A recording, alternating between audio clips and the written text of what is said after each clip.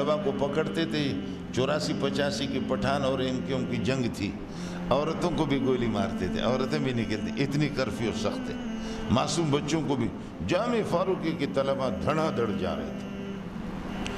وہ کرنل کوئی دیندار تھا, سمجھے, وہ بریگیڈیئر دیندار بار بار آ کر کے کہتے ہیں سلیم اللہ تجھ پہ قربان جاؤں, آپ سے مجھے عقیدت ہے, لیکن یہ بے غیرت جو ہے نا, یہ آپ کے طالب سفید کپڑے والے, خدا کی قسم ہم پرندوں کو بھی نہیں چھوڑتے, ایسے سخت وہ ہے.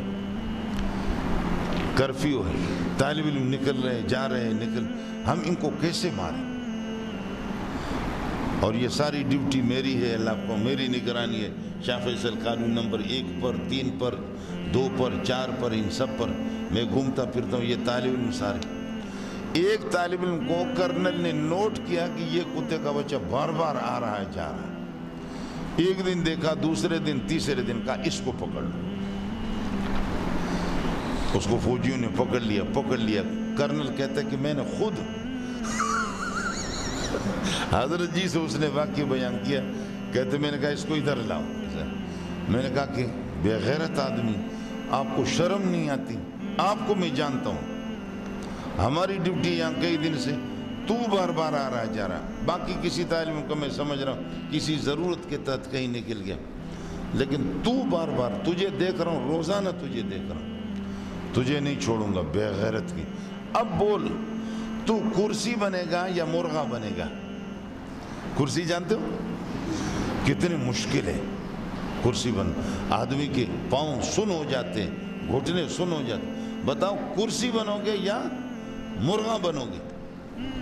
دونوں میں سے ایک. اس نے کہا کہ نہیں, میں ہیلی کاپٹر بنوں گا. خدا کی پناہ موری صاحب, اس موقع پر بھی ظالم کا بچہ ڈر نہیں رہا.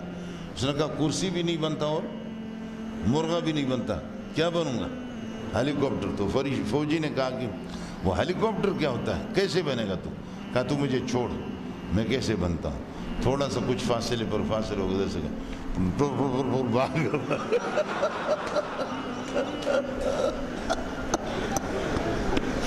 فوجی سارے ہنسنے لگے, غصہ ختم ہو گیا. بریگیڈیئر ہنس کر کے وہاں پر الٹ پلٹ ہو رہا. کہتے ایسا بے غیرت, ایسا حاضر دماغ, یہ کیا بلا ہے, ڈر بھی نہیں رہا. کہتے ناک کو اس کا حضرت میں نے پکڑا, کان بھی پکڑا. میں نے کہا بے غیرت, تجھے نہیں چھوڑوں گا, تو آدھی مجرم ہے, تو آدھی مجرم. بول کرسی بنے گا یا مرغا بنے گا؟ کہا نہیں, میں ہیلی کاپٹر بنتا ہوں. میں نے کہا کہ ہیلی کاپٹر کیا؟ کہا تھوڑا سا مجھے چھوڑ دو, کچھ فاصلے پہ ایسے ہو گیا, ایسا ہو گیا, ایسے ہو گیا, بھاگ گیا. وہ آ کر کے حضرت جی کو بتایا کہ حضرت جی کے پاس ایک چادر ہوتی تھی, اس چادر کو حضرت قربان جاؤں. وہ فرماتے مولانا مدنی اپنے استاد کی یادگار میں ہری رنگ کی چادر ہوتی تھی چھوٹی سی, حضرت جی نے ناک پہ رکھ کر کے منہ پہ ایسا ہنسا. کرنل بھی ہنستے رہے, کہنے لگے خدا ہمارے ہاتھوں کو شل کرے, ہمیں ایسوں کو کیسے گولی مارے.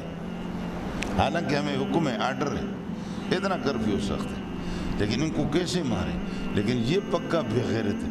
حضرت نے فرمایا کہ آپ پہچانیں گے اس کو؟ کہا حضرت میں پہچان لوں گا, لیکن جب آپ جمع کریں گے وہ آئے گا بھی نہیں.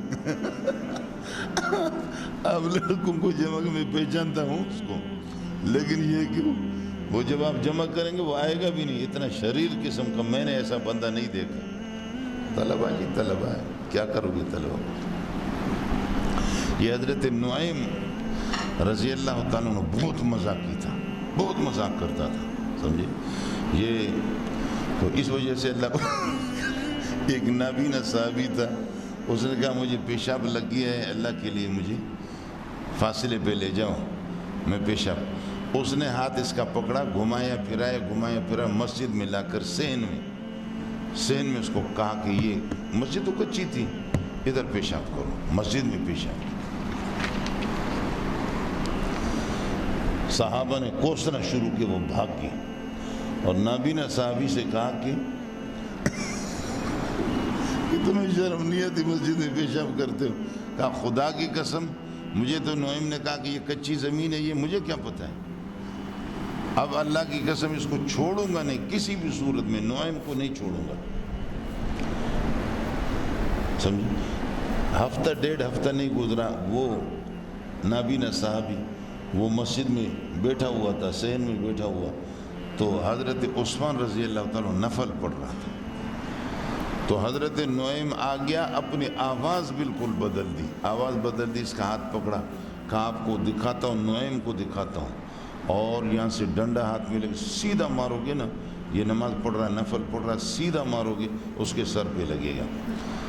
اس نے دے مارا حضرت عثمان کو ڈنڈا،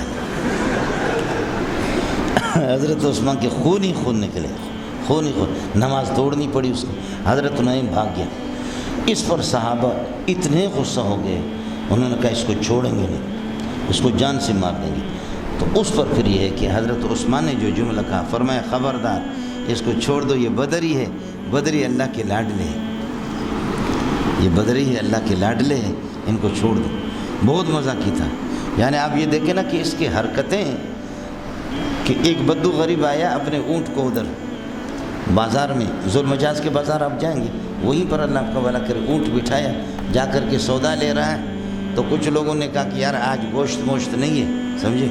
اس نے نعیم نے آ کر کے کس کر کے اس کے اونٹ کو ذبح کر دیا، نہر کر دیا، اور آدھا گھنٹہ پونا گھنٹہ بازار میں اس نے لگایا، اس نے پورا گوشت بھی بانٹ دیا۔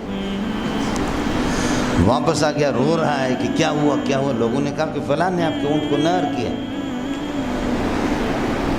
پکڑا اس کو، کہا کہ میں نے نہیں کی، جاؤ حضرت سے پیسے لے لو نا، جاؤ حضرت سے پیسے لے لو۔ ساتھیوں نے کہا تھا مجھے کہ حضرت نے کہا ہے، جا کر کے حضرت سے، حضرت نے اس اونٹ کی قیمت اس کو دی، اور اس کو کہا خدا کے بندے آپ اس قسم کی حرکتیں کرتے ہیں۔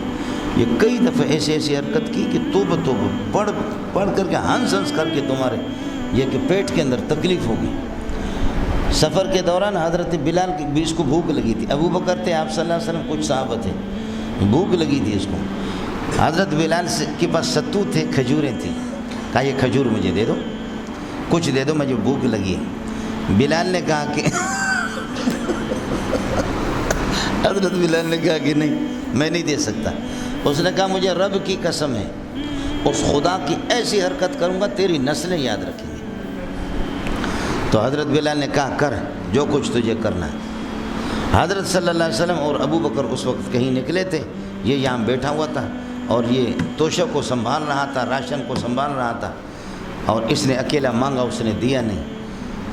حضرت نعیم نے جا کر کے وہ ادھر سے قافلہ آ رہا تھا، قافلہ والوں سے ملا، یہ راستے پر ایسے جا رہے ہیں، قافلہ والوں سے کہا کہ میں مجبور ہوں، مسافر ہوں، میرا ایک غلام کالے رنگ کا ہے،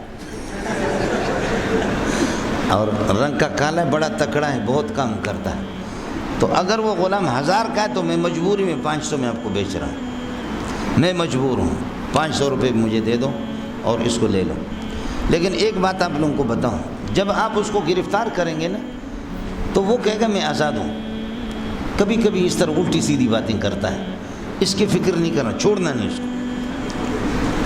پیسے لے کر کے بھاگا، انہوں نے بلال کے ہاتھ پاؤں باندھ کر کے لے گئے اس کو۔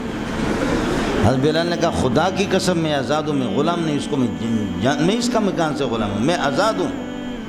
ابو بکر نے مجھے آزاد کیا، کہا نہیں، اس نے کہا تھا یہ ایسی الٹی سیدھی باتیں کرتا ہے۔ اس کے بعد حضرت صلی اللہ علیہ وسلم کو پتہ چل گیا، حضرت نے بندے بھیجے قافلے کے پیچھے، دوڑ کر کے قافلے کو پیسے دیے، اور قافلے سے کہا کہ خدا واسطے حضرت فرما رہے ہیں کہ بھئی یہ حرکتی آدمی حرکت کر رہا ہے، بلال کو چھڑا کر کے لائے۔ جب بھی نبی بلال کو دیکھتا الگ ہنستا، اس کو دیکھ کر الگ ہنستا۔ بلال کو کہا کہ تو بھی یاد رکھے گا نا کہ آج کے بعد اس قسم کی حرکتیں تو کرتا، یہ ہوتا